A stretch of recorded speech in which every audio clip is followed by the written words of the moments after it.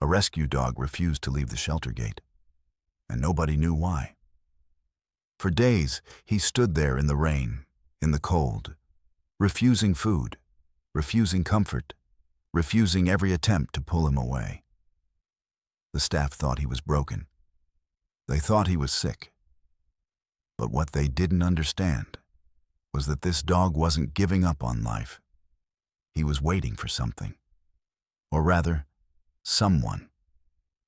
And when that someone finally arrived on a quiet morning, it would prove that loyalty isn't just a word.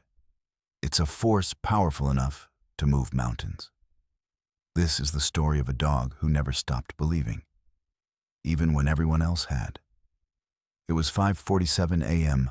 when Sarah pulled into the Riverside Animal Shelter parking lot, her coffee still steaming in the cup holder. The sun hadn't risen yet. The world was still dark and quiet, the way she loved it before the chaos of the day began. She'd worked at this shelter for 7 years, and her morning routine was always the same. Arrive early, check on the overnight animals, make sure everyone was fed and safe, and start her day with purpose. But this morning would be different. As Sarah walked toward the front gate to unlock it, she noticed something that made her stop dead in her tracks. There was a dog sitting at the gate, not inside the fence, outside, in the cold November air, on the concrete, completely still. It was Max. Sarah's heart sank. Max had arrived at the shelter 3 weeks ago, a 2-year-old German Shepherd mix with amber eyes that seemed to hold centuries of sadness. He was a beautiful dog, strong, intelligent, with a coat the color of autumn leaves. But beauty couldn't hide what Sarah had seen in his file. Abuse, neglect, and abandonment. The kind of trauma that breaks dogs in ways that take months, sometimes years to heal. She'd been working with Max every single day. Patient sessions in the yard, gentle training, soft words, consistent love. He was starting to come around, starting to trust again, starting to believe that maybe, just maybe, humans weren't all monsters. But now he was at the gate. "Max?" Sarah called out, her voice soft but confused.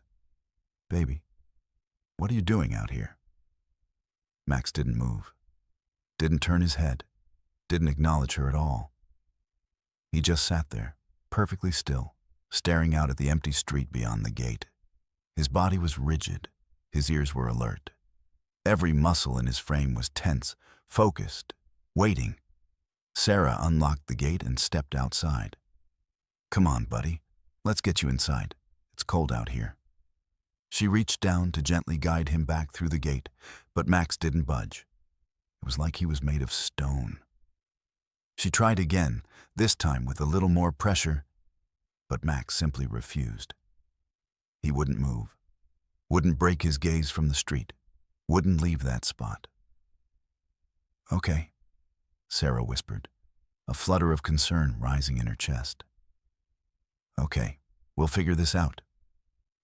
She went inside and got Max's leash, thinking maybe a walk would help. But when she came back out, Max still wouldn't move. She clipped the leash to his collar and gently tugged. Max's body resisted, his paws scraping against the concrete as if he was anchoring himself to this exact spot. It was like he was saying, "No, I'm staying here. I don't care what you do." Sarah stood there for a moment, confused and increasingly worried. This wasn't Max. The Max she'd been working with was cautious, yes, but he was responsive. He trusted her, or at least he was beginning to. This Max was determined, immovable, like he was waiting for something so important that nothing else in the world mattered. She made a decision. She unclipped the leash and went back inside. By the time the rest of the staff arrived at 7 a.m., word had spread. "Max is at the gate," someone said. And by 8 a.m., everyone had tried to coax him inside. They brought his favorite treats, The premium beef jerky that made his nose twitch with interest. He didn't eat a single piece. They brought blankets to wrap around him against the cold. He ignored them. They even tried to physically carry him back inside. But Max's body went rigid, his muscles locked in resistance, and something in his eyes, a kind of desperate pleading, made them stop. "He's traumatized," one of the younger staff members said. "Maybe he's having a flashback. Maybe we should call the vet." But Sarah shook her head. She'd seen traumatized dogs before. She knew what fear looked like in their eyes. This wasn't fear. This was something else entirely. By noon, Max still hadn't moved. His body was trembling slightly from the cold, but he refused to budge. He refused food. He refused water. He refused comfort. He just sat there, staring out at the street, waiting for something that nobody could understand. "We can't leave him out there," Sarah said to her supervisor, Marcus, as they watched from inside the shelter. "He'll get sick. He's already been through so much." "I know," Marcus said, his voice heavy with concern. "But what do you want to do? Drag him inside by force? That could traumatize him even more. He's clearly trying to tell us something." Sarah pressed her forehead against the glass window, watching Max's silhouette against the gray November sky. "I know. I wish I knew what he was waiting for." That night, Sarah made a decision that would change everything. She brought a sleeping bag, a thermos of hot tea, and a blanket. She sat down right next to Max at the gate, and she stayed there through the entire night. She didn't try to move him. She didn't try to convince him to come inside. She just sat with him in the cold and the dark, bearing witness to whatever this was. "I don't know what you're waiting for, Max," she whispered into the darkness. "But I'm here. I'm not leaving you alone." Max didn't respond. But something shifted. His breathing slowed, his body relaxed slightly. And though he never took his eyes off that empty street, Sarah could have sworn she felt him lean ever so slightly against her leg. The night stretched on, cold and long and full of unanswered questions. But in that darkness, something profound was happening. Sarah was beginning to understand that Max wasn't broken. Max wasn't sick. Max wasn't having a breakdown. Max was waiting. And whatever, or whoever he was waiting for, it was worth everything to him. It was worth the cold, worth the hunger, worth the discomfort, worth staying at that gate no matter what anyone said or did. Sarah pulled her blanket tighter and whispered, "Okay, boy, we'll wait together." But what Sarah didn't know was that Max's past held a secret, a connection so deep, so powerful, that it had driven him to this gate with an instinct stronger than survival itself. A secret that would soon begin to unravel, revealing a story of loyalty that would shake everyone who heard it to their very core. And that secret was about to surface in ways nobody could have predicted. By the second day, Max had become a fixture at the gate. The shelter staff moved around him like he was a monument, something permanent and immovable that had always been there. Sarah brought fresh blankets every few hours. Marcus made sure there was always fresh water within reach, even though Max refused to drink it. The younger volunteers whispered theories during their breaks. Maybe he's waiting for his old owner. Maybe he remembers something from before he came here. Maybe he's sick and doesn't know it. But none of those theories felt right to Sarah. She'd spent the entire second night with Max, and somewhere in the darkness, between the hours of 2 a.m. and 4 a.m., she'd started to piece together fragments of his story. Not from what Max told her. He hadn't spoken, hadn't made a sound. But from what his body was telling her. The way he flinched sometimes, as if remembering a blow. the way his muscles tensed at certain sounds, the way his breathing changed when a car passed on the distant street. On the morning of the third day, Sarah did something she probably shouldn't have done. She pulled Max's file from the shelter's records and sat down with a cup of coffee to really read it. Max, German Shepherd mix, approximately 2 years old, brought in by animal control after being found wandering near the industrial district on Riverside Road. Condition upon arrival: malnourished, multiple scars consistent with abuse, behavioral issues including aggression and extreme anxiety. Previous owner unknown, no microchip, no collar, no identification. The file continued with notes from the shelter's behavioral specialist. Day 1. Max is highly defensive, snaps at handlers, won't eat, appears to be in pain, likely victim of prolonged abuse. Day 3. Max is beginning to show signs of trust with Sarah, still refuses most food, sleeps fitfully, wakes frequently as if experiencing nightmares. Day 7. Significant improvement. Max is responding to positive reinforcement. Still shows signs of trauma, flinches at sudden movements, avoids eye contact with male staff members, shows extreme anxiety during feeding times. Day 14. Max is making steady progress, beginning to bond with Sarah. Still has behavioral issues, but is becoming more manageable. Recommended for adoption pending further behavioral assessment. Sarah closed the file and stared out the window at Max, still sitting at the gate. 3 weeks of progress.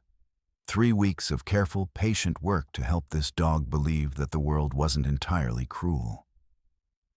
And now this. "What happened to you, boy?" she whispered.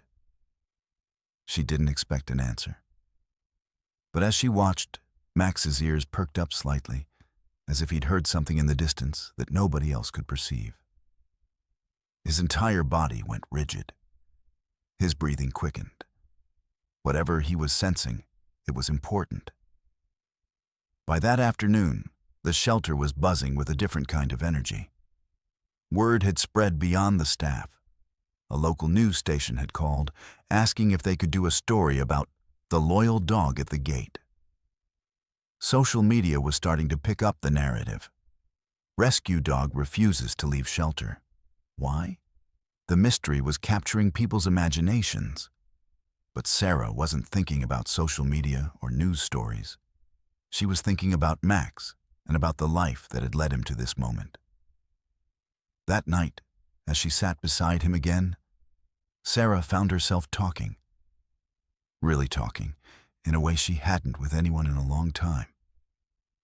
"You know what I think, Max?" she said softly, her voice barely audible in the darkness. "I think something, or someone, meant something to you.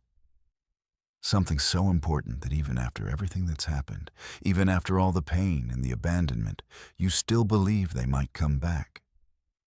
You still believe they might find you." Max's ears twitched at her words, but he didn't turn his head.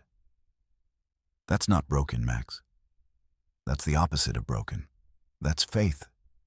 That's hope. That's love. Even when love has hurt you." Sarah's voice cracked slightly. She thought about her own life, about the people she'd loved and lost, about the times she'd wanted to give up but didn't, about the moments when hope was all you had left.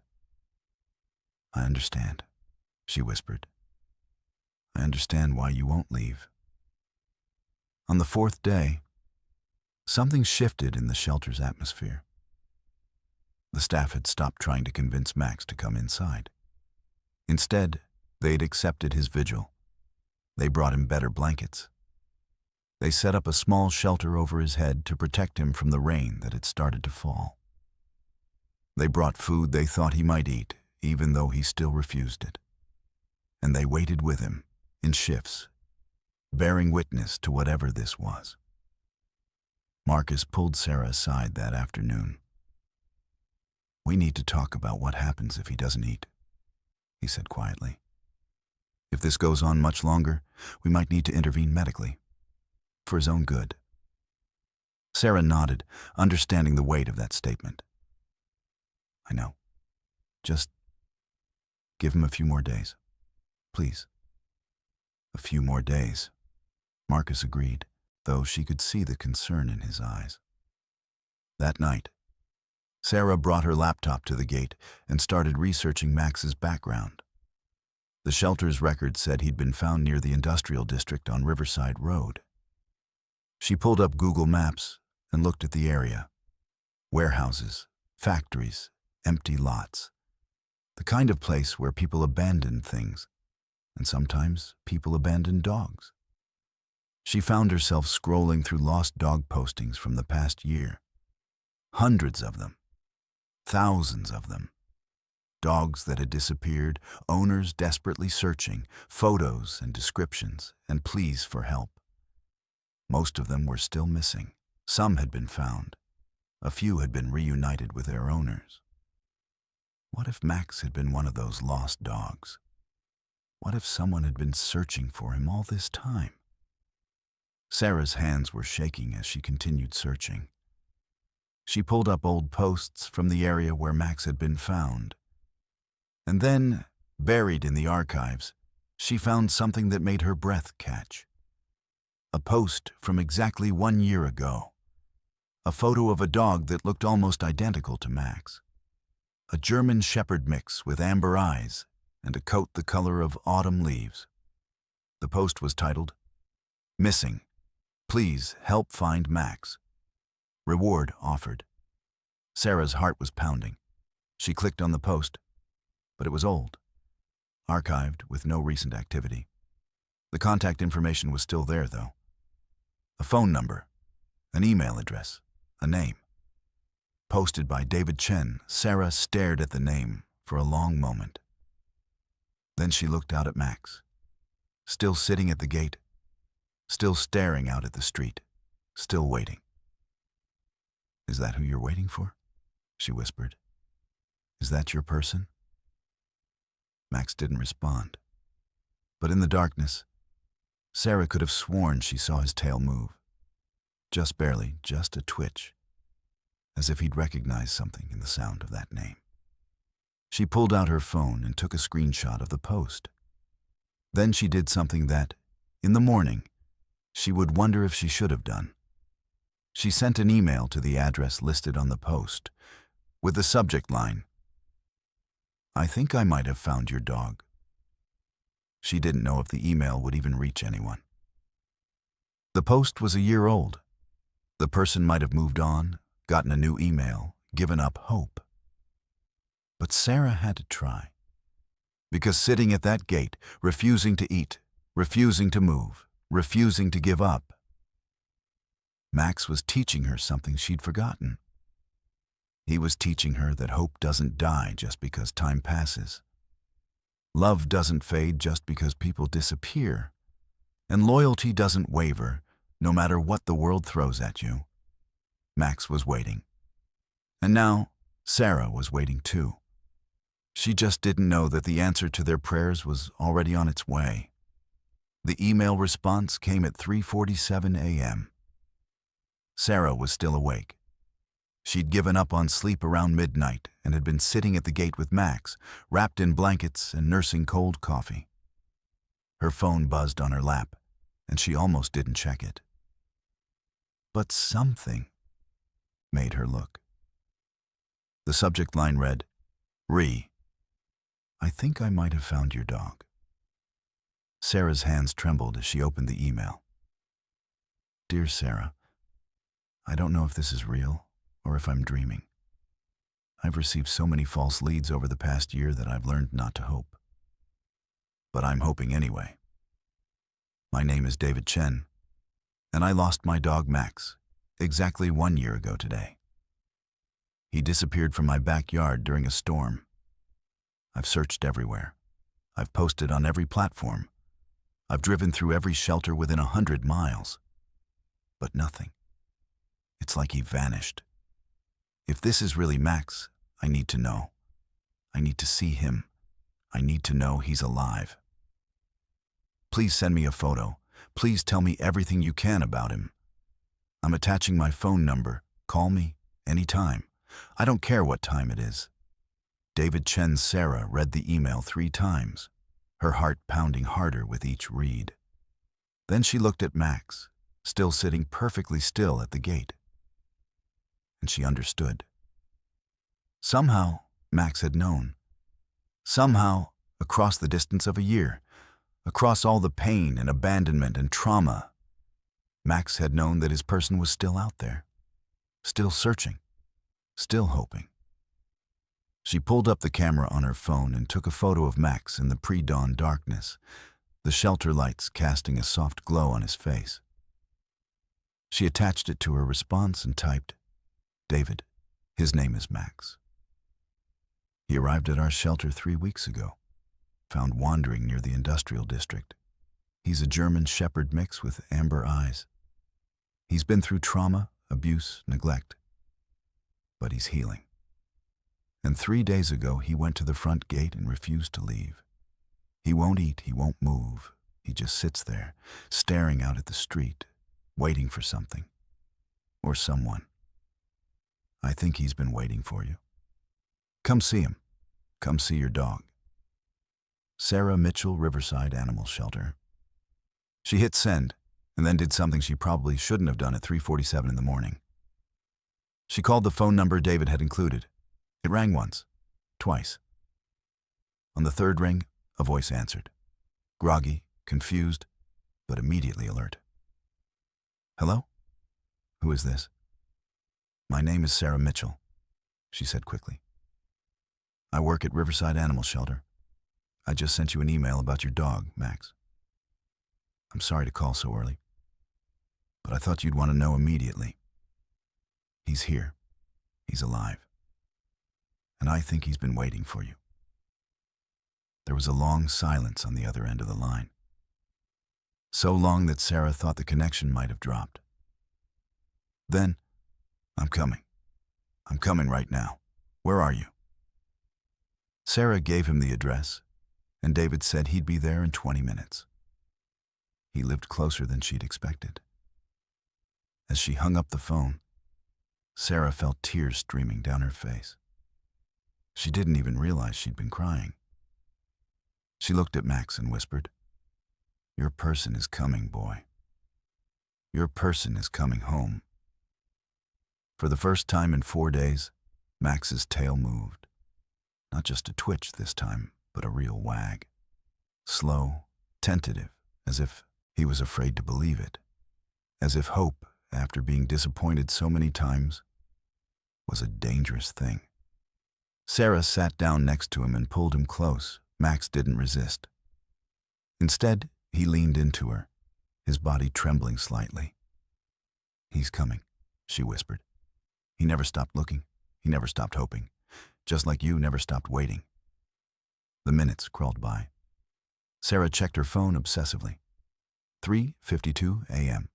3:58 a.m. 4:05 a.m. The sky was still dark, but there was a hint of gray on the horizon, the promise of dawn coming. At 4:13 a.m., a car pulled into the parking lot. It was a beat-up Honda Civic with a broken tail light and rust spots along the bumper.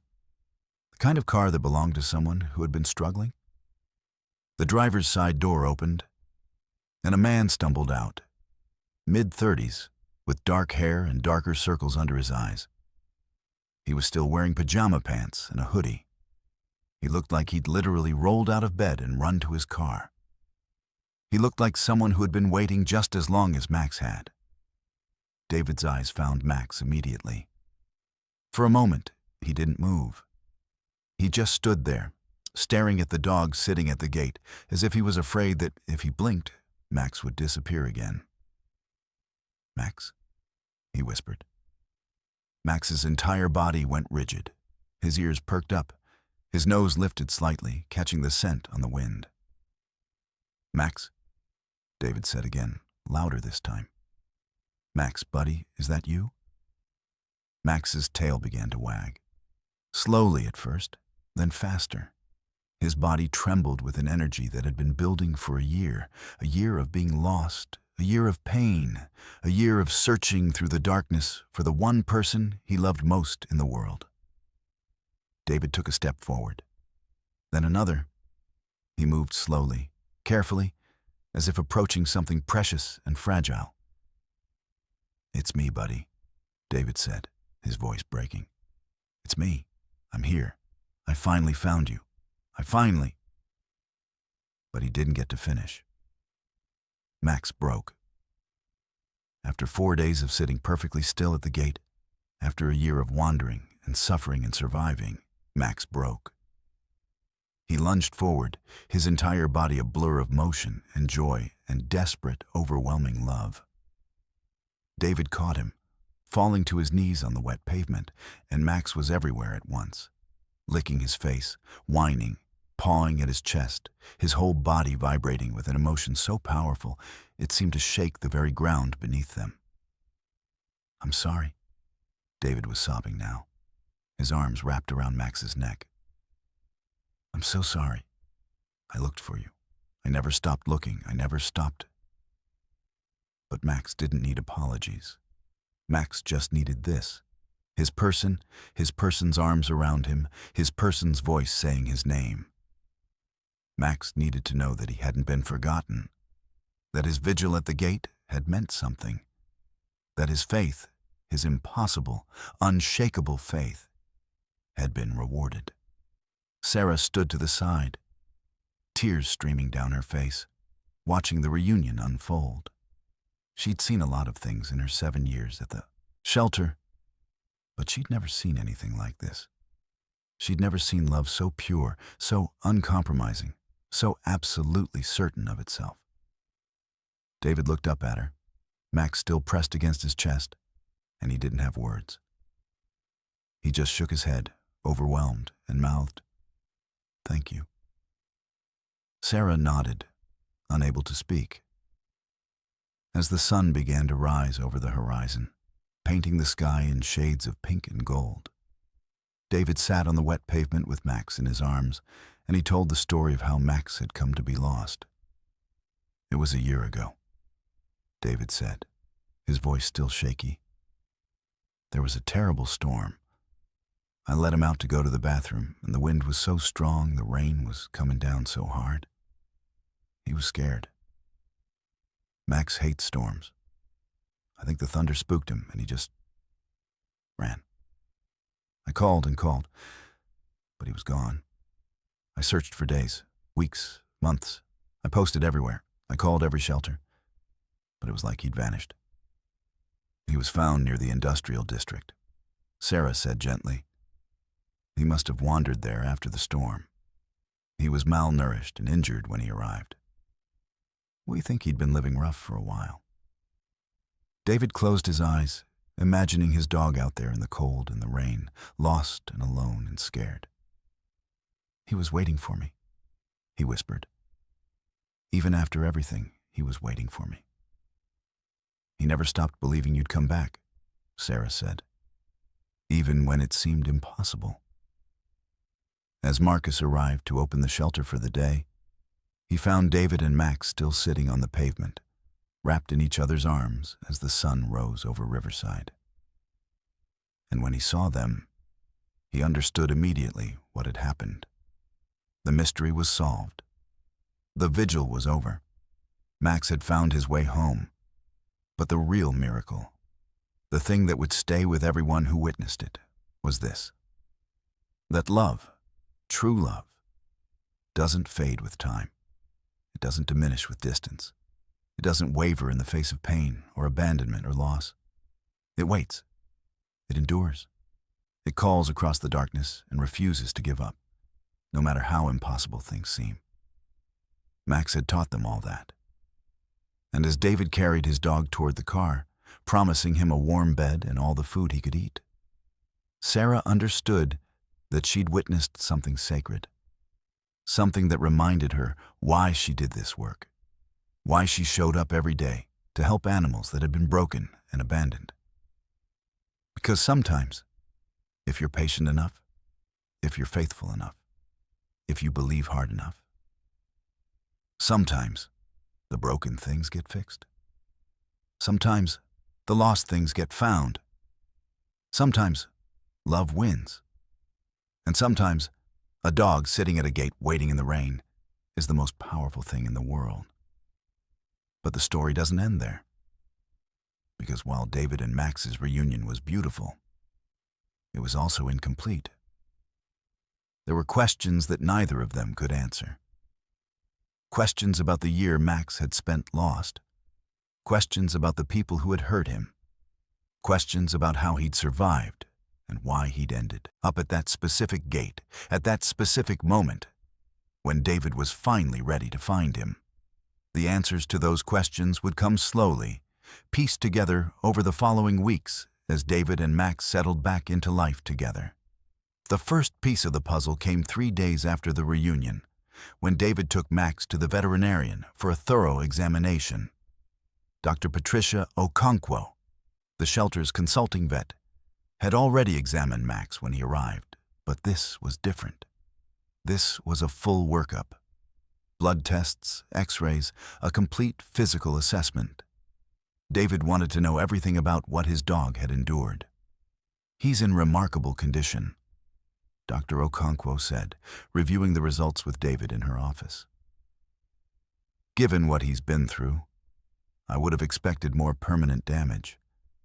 But his bones are healing well. The scars will fade. His nutritional levels are improving rapidly now that he's eating properly." "But?" David prompted, hearing the hesitation in her voice. "But there's something interesting," Dr. Okonkwo said, pulling up an x-ray on her computer screen. "See this? There's an old fracture in his left front leg. It was broken, and it healed. But it healed improperly. That suggests it happened a long time ago, before he went missing. Months, maybe even a year or more before." David felt his stomach tighten. He was abused before he got lost. Yes, and the abuse was ongoing. There are scars on his back and sides consistent with repeated beatings. There's evidence of malnutrition from before his disappearance. This dog was suffering for a long time, David. The storm that scared him away. That might have been the best thing that ever happened to him. David sat in silence, processing this information. Max had been hurt before he'd run away. Max had been living in pain, and the storm had given him an escape route. But instead of finding safety, he'd found more suffering. A year of wandering, of hunger, of exposure to the elements. "How did he survive?" David asked quietly. "Dogs are resilient creatures," Dr. Okonkwo said. "And Max is clearly intelligent. He probably found food where he could. Garbage, small animals, the kindness of strangers. He found shelter in abandoned buildings. And he held on to something. Maybe the memory of you. Maybe just the instinct to keep going. But he survived." That night, David sat with Max in their small apartment, running his hands over the dog's coat, feeling the scars beneath the fur. He thought about the year they'd been apart. He thought about Max's vigil at the gate. And he understood, finally, what had driven his dog to that spot. Max hadn't just been waiting for David. Max had been waiting for the person who had hurt him to come back. Or rather, Max had been waiting at the place where his old life had ended, hoping that somehow his new life would begin again. The second piece of the puzzle came when Sarah called David 2 weeks after the reunion. "I've been doing some research," she said, without preamble, "about where Max was found, and I think I found something." "What?" David asked, his heart rate accelerating. "There's a man named Viktor Petrov who lives in the industrial district. He runs an underground dog fighting ring." The words hit David like a punch. Dog fighting, the scars, the broken bone, the abuse. "The police have been investigating him for months," Sarah continued, "but they don't have enough evidence to make an arrest. He's careful. He covers his tracks. But I found several posts online from people looking for lost dogs, and they all mentioned the industrial district. I think that's where Max came from, David. I think he was stolen." David's hands were shaking. "What do you mean, stolen?" "I mean, someone took him from your backyard. Someone who knew the area, who knew that a purebred German Shepherd mix would be valuable for a fighting ring. The storm was chaos. Perfect cover. And Max was probably the first dog they grabbed that day." "Oh, God," David whispered, pulling Max closer. "Oh, God, Max." "I reported it to the police," Sarah said. "I gave them all the information I could find. They're looking into it. But I wanted you to know. I wanted you to understand what Max survived." After they hung up, David sat in the darkness with Max's head on his lap, and he wept. Not just for the year his dog had lost, but for the strength it must have taken to escape that place. To survive on the streets, to find his way to the shelter, to sit at that gate day after day, refusing to give up, refusing to believe that the world was entirely cruel. Max had been through hell, and he'd come out the other side with his capacity for love intact. The third piece of the puzzle came when the police arrested Viktor Petrov. Sarah called David again, this time with better news. "They found evidence," she said. "Photographs, records, dogs. They raided his operation and found 12 dogs being held captive. They're all being brought to shelters now. And they found Max's microchip information in Petrov's records. He'd been planning to use Max for breeding. He was valuable because of his bloodline." "What happens to Petrov?" David asked. "Federal charges, animal cruelty, operating an illegal fighting ring. He's going away for a long time." David closed his eyes and felt something release in his chest. Not quite forgiveness. He wasn't sure he'd ever forgive what had been done to his dog. But something like closure. The person who had hurt Max was being held accountable. That night, David made a decision. He called Sarah back. "I want to help," he said. "With the other dogs, the ones that were rescued from Petrov's operation. I want to help them the way Max was helped." "What do you mean?" Sarah asked. "I mean, I want to volunteer at the shelter. I want to work with traumatized dogs. I want to show them what Max showed me. That recovery is possible. That love can heal even the deepest wounds." Sarah was quiet for a moment. Then, "That's beautiful, David. That's really beautiful." Over the following months, David became a regular fixture at Riverside Animal Shelter. He brought Max with him, and together they worked with the other dogs rescued from Petrov's operation. Max, with his own experience of trauma and recovery, seemed to understand what the other dogs were going through. He would sit quietly with them, not demanding anything, just being present. And slowly, the other dogs would begin to trust, begin to heal, begin to believe that humans weren't all monsters. Sarah watched this transformation with wonder. She saw David go from a man broken by loss to a man healed by reunion, and then transformed into someone dedicated to healing others. She saw Max become an unofficial therapy dog, helping other traumatized animals find their way back to trust. And she saw something else too, something she hadn't expected. She saw the way David looked at her when they worked together, the way he made her coffee the way she liked it, the way he asked about her day, the way he smiled when she laughed. One afternoon, about 4 months after Max's reunion with David, Sarah and David were sitting in the shelter's small office, going over paperwork for a new dog that had just arrived. "I have something to ask you," David said suddenly, putting down his pen. Sarah looked up, her heart doing something strange in her chest. "Max and I were wondering," David continued, a nervous smile on his face. "If you'd like to come to dinner with us sometime, just the three of us, we could celebrate. Celebrate Max finding his way home.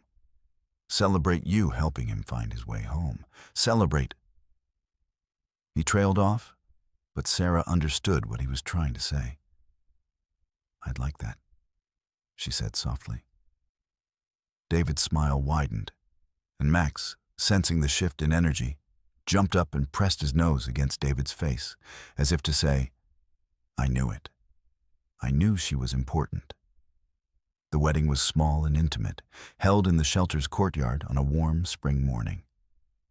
There were flowers everywhere, and Sarah wore a simple white dress. David wore a suit that fit him better than the pajama pants he'd been wearing the night he found Max. And Max wore a special collar decorated with flowers, and he stood between them as they exchanged vows. Because Max wasn't just a witness to this union. Max was the reason it existed. Max was the one who had waited. Max was the one who had refused to give up. Max was the one who had taught them both what love really meant. As Sarah and David kissed, with Max jumping between them in celebration, the staff of Riverside Animal Shelter cheered. And in that moment, everyone understood something profound. That love isn't just about romance between two people. Love is about loyalty. Love is about faith. Love is about refusing to give up, even when everything seems impossible. Love is about a dog sitting at a gate in the rain, waiting for someone to come home. And sometimes, if you're patient enough, if you're faithful enough, if you believe hard enough, that love transforms everything it touches. It heals the broken. It finds the lost.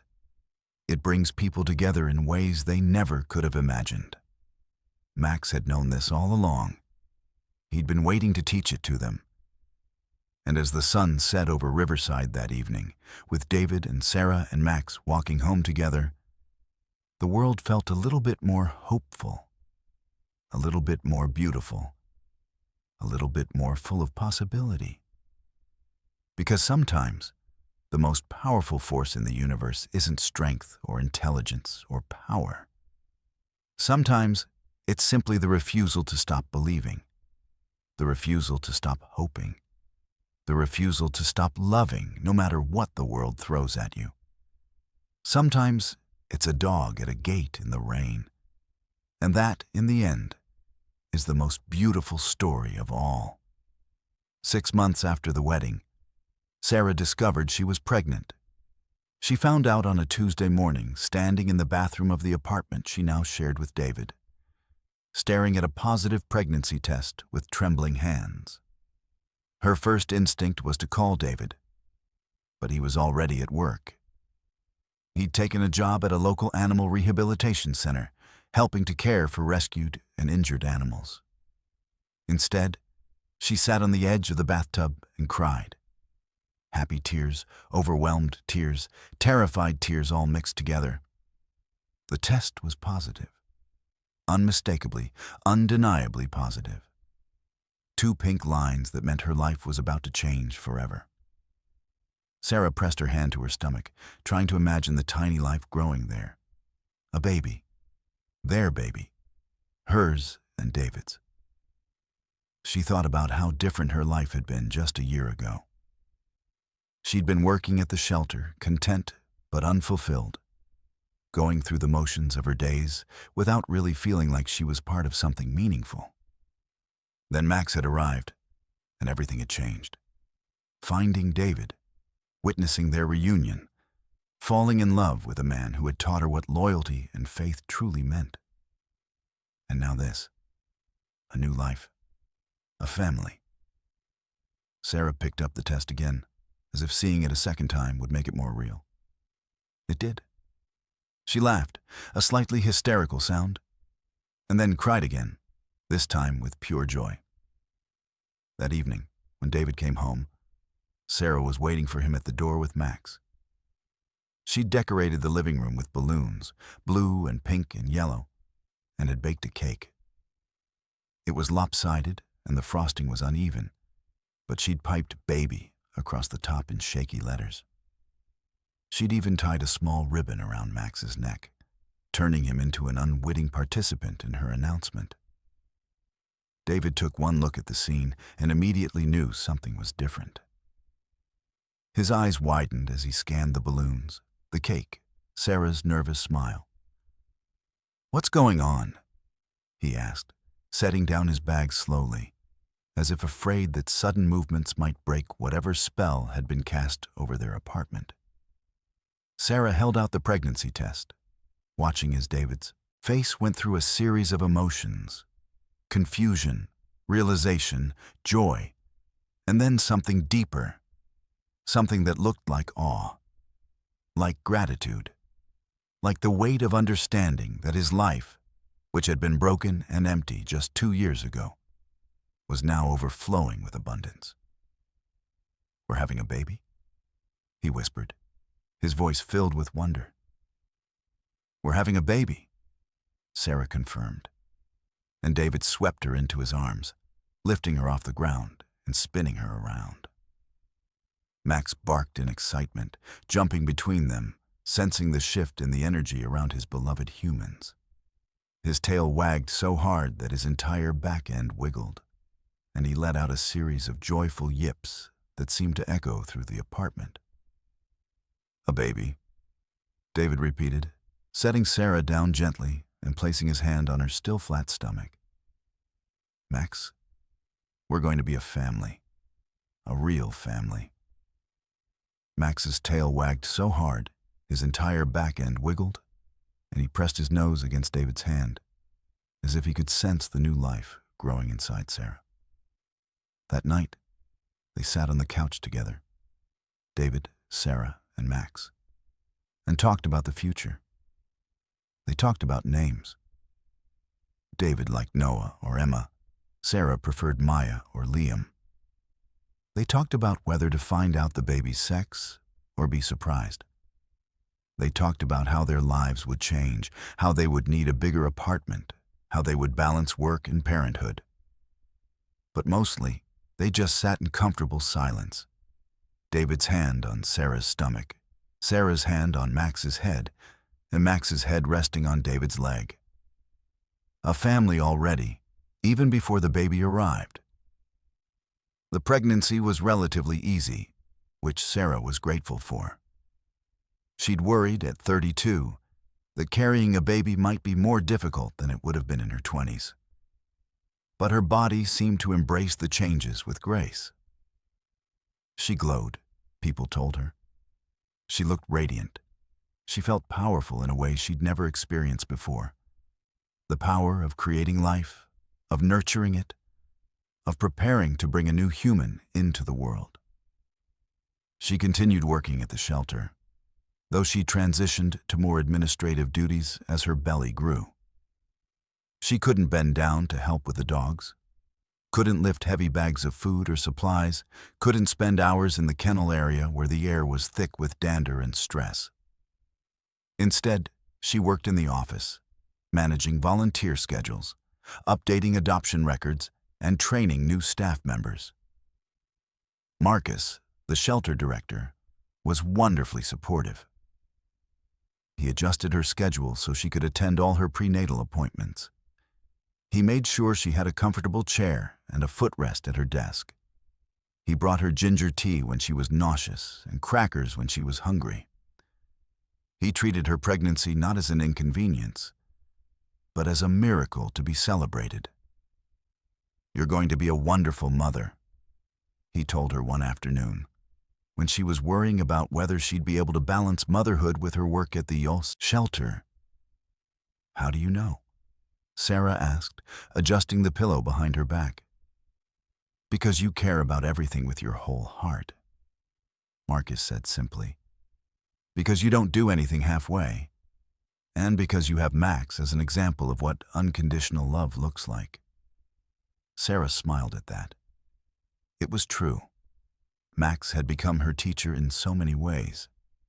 But it was Max who surprised them most during the pregnancy.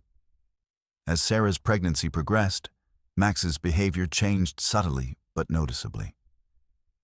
He became more protective of her, positioning himself between her and other dogs during her volunteer shifts at the shelter. When she would sit at her desk, he would lie at her feet, alert and watchful. When she struggled to get up from the couch, he would press his body against her leg, giving her something to lean on for support. Most remarkably, he would rest his head on her belly, as if he could sense the life growing inside her. And Sarah would sit with her hand on his head, feeling the baby kick beneath her other hand. And she would marvel at the connection between the three of them. The dog who had learned to love again, the woman who had taught him that love was possible, and the baby who would grow up knowing both of them. At night, Max would sleep at the foot of their bed, alert and watchful, as if standing guard over both his humans and the precious cargo they carried. "He knows," David said one night, watching Max rest his chin on Sarah's stomach while the baby kicked inside her. "He knows there's a baby coming. He's preparing to be a big brother." "Dogs can sense these things," Sarah replied, running her fingers through Max's fur. "He's been through so much. He understands family. He understands what it means to protect the people you love." David leaned down and kissed Sarah's forehead, then reached over and gently stroked Max's ears. "We're going to be okay," he whispered. "All of us. We're going to be more than okay." 3 months into the pregnancy, Sarah went into premature labor. It happened on a Sunday afternoon in August. She and David were at the shelter, working with a new rescue, a frightened pit bull mix named Rosie that had been abandoned in a park with her litter of puppies. The mother dog was malnourished and traumatized, and the puppies were weak and struggling. Sarah was in the recovery room with Rosie and her puppies, trying to coax the mother dog to eat, when she felt the first contraction. It was sharp and unexpected, and it took her breath away. For a moment, Sarah thought she'd pulled a muscle, or that the baby had simply kicked harder than usual. But then the pain came again, more intense this time, and she knew something was wrong. "David," she called out, trying to keep her voice steady even as fear began to creep up her spine. "David, I need you." He appeared immediately, and one look at her face told him everything he needed to know. His expression shifted from calm to alert in an instant. He grabbed her hand, called Marcus to watch the dogs, and rushed her to the hospital. Max followed them to the car, refusing to stay behind. He whined and paced as David tried to get Sarah settled in the passenger seat. David had to physically carry the dog back into the shelter, leaving him with Marcus, who promised to take good care of him and keep him calm. Max whined and paced, sensing that something was wrong with his Sarah, his family, his reason for believing in love again. The labor was complicated. The baby was coming too early, 3 weeks early, and there were concerns about the baby's lung development and overall readiness to be born. Sarah was scared. David was scared. The doctors moved quickly but calmly, explaining what was happening, what they were going to do, what the risks were, and what they would do to minimize those risks. "Your baby is strong," Dr. Chen, the obstetrician, told Sarah as she monitored the fetal heart rate. "I can see that from the monitors, but we need to be careful. We're going to do everything we can to make sure both you and your baby are safe." The labor lasted 12 hours. 12 hours of contractions that grew stronger and more frequent. 12 hours of David holding Sarah's hand, whispering words of encouragement, telling her how strong she was, how much he loved her, how their baby was almost here. 12 hours of Sarah pushing through the pain, drawing on reserves of strength she didn't know she had, focusing on the image of her baby, their baby, finally in her arms. And then, at 11:47 p.m. on a cold November night, their daughter was born. She was tiny, 5 pounds, 3 ounces, with a full head of dark hair and lungs that worked perfectly despite her early arrival. She cried with a voice that seemed impossibly loud, coming from such a small body. The doctors immediately placed her on Sarah's chest, and Sarah looked down at her daughter's face, red and scrunched and absolutely perfect, and fell in love in a way she'd never experienced before. "She's perfect," David whispered, tears streaming down his face as he reached out to touch their daughter's tiny hand. "She's absolutely perfect." They named her Maya, which meant illusion in Sanskrit, because she seemed almost too perfect to be real. The doctors kept her in the NICU for observation due to her early arrival, monitoring her breathing and her feeding, making sure her tiny body was strong enough to thrive outside the womb. But she was healthy and strong, and within a week, she was cleared to go home. Sarah spent those 7 days in the hospital, going back and forth between her room and the NICU, learning how to feed her daughter, how to change her diaper, how to read her cries and understand what she needed. David stayed with her, sleeping in an uncomfortable chair beside her bed, holding Maya whenever the nurses would allow it, marveling at the tiny fingers and toes, the way her daughter would wrap her hand around his finger with surprising strength. On the day they were discharged, David went to pick up Max from Marcus's house while Sarah waited with Maya in the hospital lobby. He'd been staying with Marcus at the shelter for the past week, but David had promised that Max would be the first to meet the new addition to their family. When David brought Sarah and Maya home from the hospital, Max was waiting at the door. He'd been staying with Marcus at the shelter, but David had picked him up on the way home, needing his dog to be there for this moment, the moment when their family would truly be complete. David carried Sarah inside carefully, mindful of her still healing body. Maya was asleep in her car seat, her tiny face peaceful and serene. Max stood in the living room, his ears perked up, his nose twitching as he caught the scent of the baby. Sarah slowly lowered herself onto the couch, and David gently placed the car seat on the coffee table. Then he called Max over. Max approached Sarah carefully, his nose extended, sniffing the bundle in her arms with intense curiosity. His tail wagged slowly, as if he understood the gravity of this moment. Sarah slowly lowered the blanket so Max could see the baby's face. For a long moment, Max just stared at Maya. His ears perked up even higher. His tail began to wag, slowly at first, then faster, then so fast his entire back end wiggled with joy. "Max, this is Maya," Sarah said softly, her voice thick with emotion. "Maya, this is Max. He's going to be your big brother. He's going to protect you and love you and teach you what it means to be part of a family." Max leaned forward and gently licked the baby's forehead, one soft, tender lick that was so full of love and acceptance that David felt tears spring to his eyes. Maya's tiny hand reached out and grabbed a tuft of Max's fur, and the dog didn't pull away. Instead, he stood perfectly still, allowing the baby to hold onto him, as if he understood that this was a sacred moment. David captured the moment on his phone, his hands shaking with emotion. It was the beginning of something beautiful.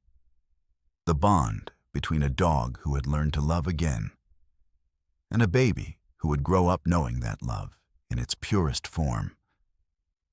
It was the completion of a circle that had begun with a dog sitting at a gate in the rain, waiting for someone to come home. The first few months with Maya were exhausting and exhilarating in equal measure. Sarah and David took turns getting up at night to feed and comfort the baby. The newborn phase was relentless. Maya needed to eat every 2 to 3 hours, and she didn't seem to have any concept of day or night.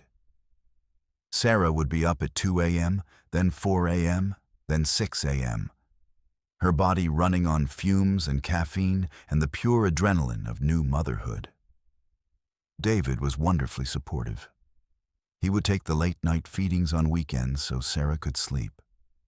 He would walk the baby around the apartment at 3 a.m. when she was fussy, singing softly, bouncing gently, doing whatever it took to soothe their daughter back to sleep. He would change diapers, do laundry, cook meals, and handle everything else that needed to be done so that Sarah could focus on recovering from childbirth and adjusting to motherhood.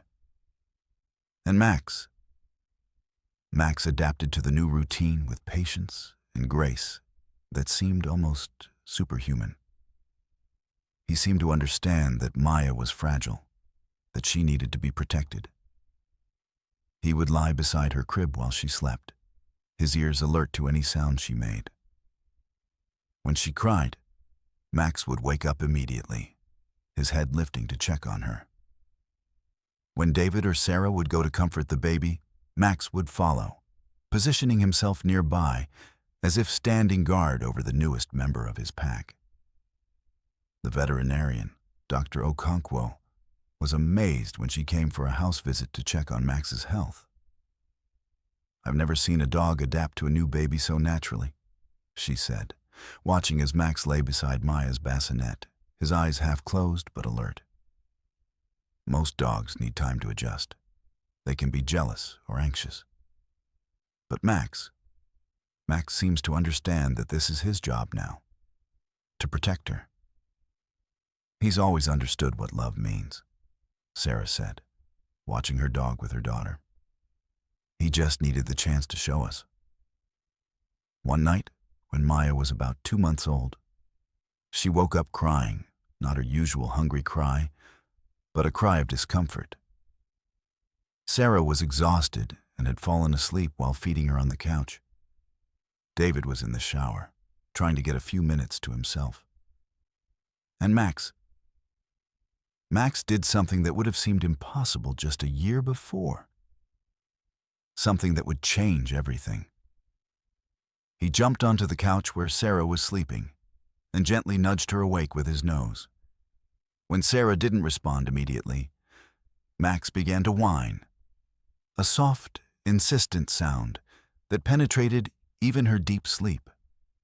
It was a sound Sarah had never heard Max make before, a sound that conveyed urgency and concern. Sarah's eyes opened slowly, and she immediately saw what Max was trying to tell her. Maya was in distress, her little face red and scrunched up in pain, her cries becoming more desperate. "David!" Sarah called out, her voice sharp with alarm. "David, something's wrong with the baby." David came running out of the bathroom, still dripping wet, a towel hastily wrapped around his waist.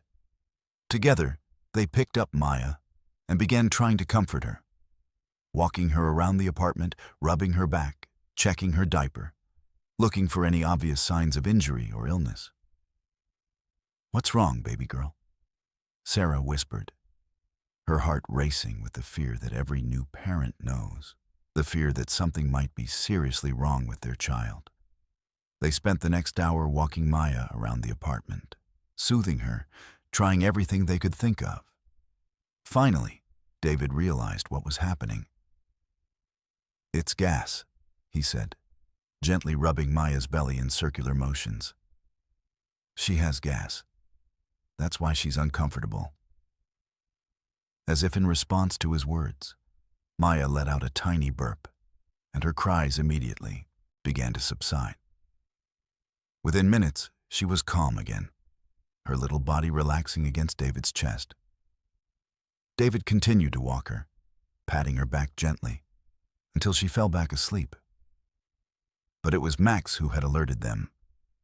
Max who had taken responsibility for the baby's well-being. Max who had, in his own way, become a guardian not just of David and Sarah, but of their daughter. Max who had understood that his job was to protect this tiny human, just as David and Sarah had protected him. He saved her. David whispered to Sarah as they watched Max return to his position by Maya's crib, his body finally relaxing now that the baby was safe. I know it was just gas, but he knew something was wrong. He knew before we did. Sarah nodded, understanding the depth of what had just happened. Max had been saved by love, and now he was saving others with that same love. It was the circle of life, the circle of healing, coming full circle. It was the proof that love, true love, was transformative and redemptive and powerful beyond measure. By the time Maya was 6 months old, the apartment had become too small. The nursery was cramped. Sarah and David's bedroom barely fit their bed and a dresser, and there was no room for Max to stretch out comfortably. They'd outgrown the space that had once felt so perfect when it was just the two of them. David and Sarah decided to buy a house, a modest 3-bedroom in a quiet neighborhood with a backyard. It was the first real home David had owned since losing Max, and it felt symbolic. A fresh start, a new chapter, a place where their family could grow and thrive. The house was a 1970s ranch-style home with good bones and endless potential. The kitchen needed updating, the bathrooms were small, and the flooring throughout was worn hardwood. But there were large windows that let in plenty of natural light, and the backyard was spacious and already fenced. Perfect for Max. The move happened on a sunny day in spring. David's friends from the Animal Rehabilitation Center helped carry boxes up the stairs and into the bedrooms. Sarah's colleagues from the shelter brought meals and offered to watch Maya while they unpacked. Her parents came to help organize the kitchen and set up the nursery. It was a community effort, a celebration of this new phase of their lives. And Max explored every corner of the new house with wonder and delight. He sniffed each room, checked out the closets, investigated the basement. His tail wagged constantly, as if he understood that this was a place of safety and permanence, a place where he would spend the rest of his life with the family he loved. The backyard was large and fenced, with mature oak trees that provided shade and a small shed in the corner that David planned to convert into a storage space. It was perfect for Max to run and play. But Max didn't spend much time playing in those first few weeks. Instead, he spent his time lying in the grass, watching the house, watching David as he worked on repairs, watching Sarah as she set up the nursery, watching Maya as she lay in her portable bassinet on the patio. He was standing guard. He was protecting his family. One afternoon, about 2 weeks after they'd moved in, Sarah was sitting on the back porch with a cup of tea, watching Max doze in the grass. David came out to join her, carrying his own cup of coffee. "He's not the same dog we found at the gate," Sarah observed, watching Max from the kitchen window. "No," David agreed, coming to stand beside her, wrapping his arm around her waist. "He's better.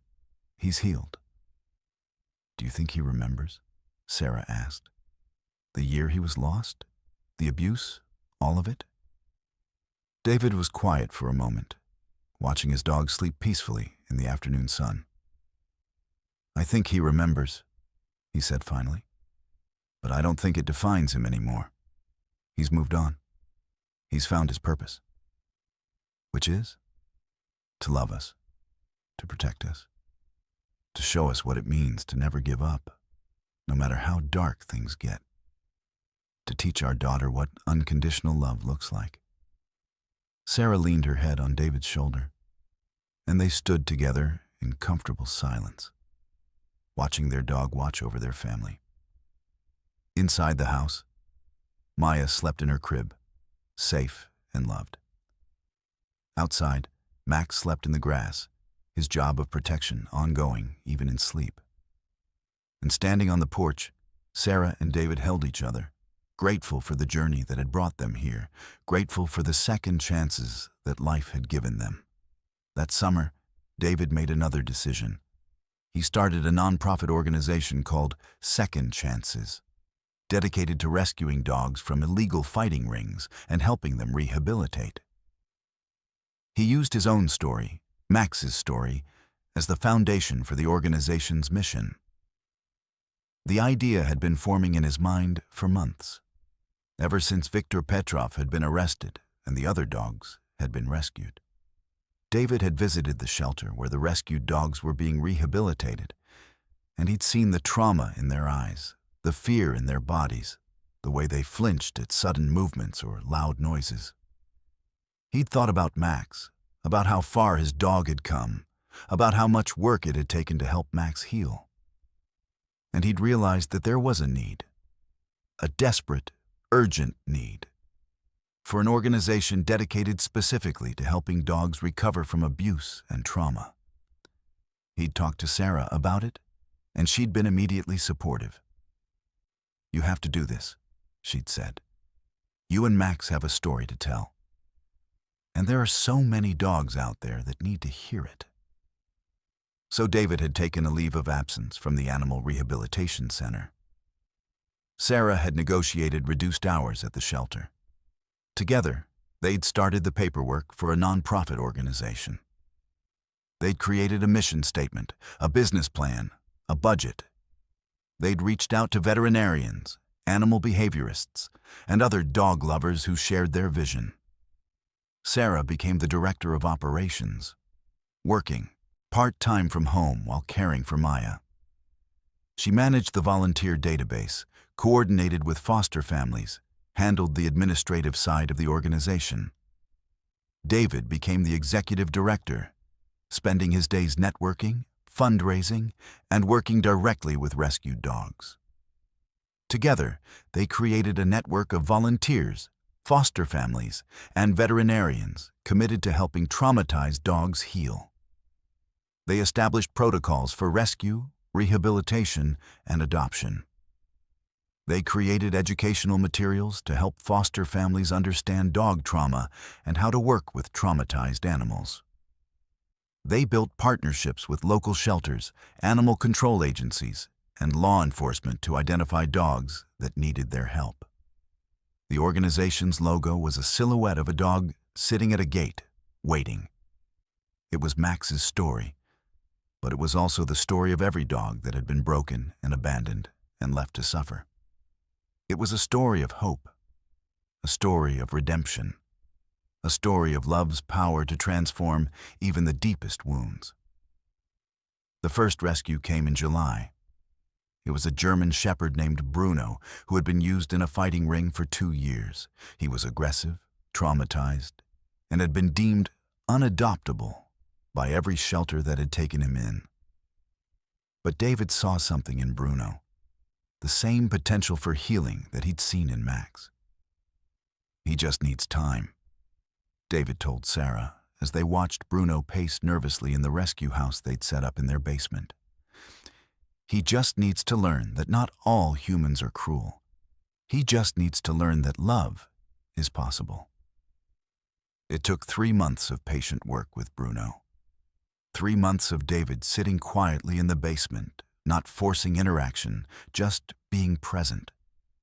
3 months of Sarah bringing him treats and speaking to him in soft voices. 3 months of Max visiting the basement, lying near Bruno, showing him through his own presence that healing was possible. And then one day, Bruno approached David and rested his head on David's knee. It was a small gesture, but it was everything. It was the moment when Bruno began to believe that humans could be trusted again. By the end of the year, Second Chances had rescued 47 dogs. Some of them were adopted into loving homes. Some of them became foster dogs, helping other traumatized animals learn to trust again. And some of them, like Bruno, became permanent residents of the Second Chances facility, where they could live out their lives in safety and peace. Within the first year, Second Chances had rescued 47 dogs. By the second year, that number had grown to over 200. David and Sarah's small nonprofit had become a beacon of hope for traumatized animals across the region. They'd received grants from animal welfare foundations. They'd been featured in local news stories. They'd built a reputation as the organization that could rehabilitate dogs that others had given up on. And at the heart of it all was Max. Max became the unofficial mascot of Second Chances. He would visit shelters and foster homes, showing other dogs that recovery was possible. He would sit with traumatized animals, offering his quiet presence as a testament to the fact that even the most broken creatures could learn to trust again. David would bring Max to the facility where they worked with rescued dogs, and Max would lie near the new arrivals, showing them through his calm presence that there was nothing to fear. He would allow frightened dogs to approach him, to sniff him, to understand that he was not a threat. And slowly, the other dogs would begin to relax. One dog in particular, a pit bull mix named Daisy, had formed a deep bond with Max. Daisy had been used for breeding in a fighting ring, and she'd been severely malnourished and abused. When she first arrived at Second Chances, she could barely walk. She was terrified of everything and everyone. But Max had taken her under his wing. He would lie beside her in her recovery crate. He would share his food with her. He would position himself between her and anything that might frighten her. And slowly, Daisy had begun to heal. Max saved her, David told Sarah one evening, watching as Max and Daisy lay together in the grass. Just like he saved me. By the end of Daisy's rehabilitation, she was a different dog, playful, trusting, full of life. And when a loving family came to adopt her, Max walked her to the door, as if giving her his blessing to go and start her new life. Maya grew up knowing Max not just as a pet, but as a hero. She would tell people that her dog had saved her parents' lives, not literally, but in a way that mattered more. He had shown them what love really meant. He had taught them that family isn't just about blood relations. It's about loyalty, commitment, and the willingness to never give up on each other. By the time Maya was 3 years old, she understood that Max was special. She understood that her big brother had been through something terrible, and that he'd learned to be happy again. She understood, in the way that children understand these things instinctively, that Max's love was unconditional and absolute. She would sit with Max in the grass and tell him about her day. She would bring him toys and treats. She would hug him around the neck and whisper secrets into his ear. And Max would listen, his tail wagging, his eyes soft with affection.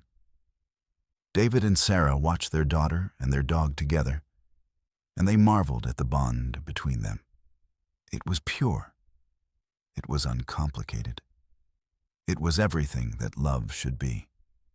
On Max's 8th birthday, 3 years after he'd been reunited with David, the family threw a party. They invited everyone who had been part of Max's journey. Sarah and Marcus from the shelter, Dr. Okonkwo the veterinarian, the volunteers and foster families from Second Chances, and dozens of dogs that Max had helped heal. The backyard was decorated with balloons and streamers. There was a table, laden with food, human food for the humans, dog-safe treats for the dogs. There was a special cake made of dog-safe ingredients, with Max written across the top in peanut butter frosting. Maya, now 3 years old, presented Max with the cake herself. She hugged him around the neck and said, "Happy birthday, Max. You're the best big brother ever. I love you so much." Max's tail wagged so hard his entire body wiggled, and he gently licked Maya's face, making her giggle with delight.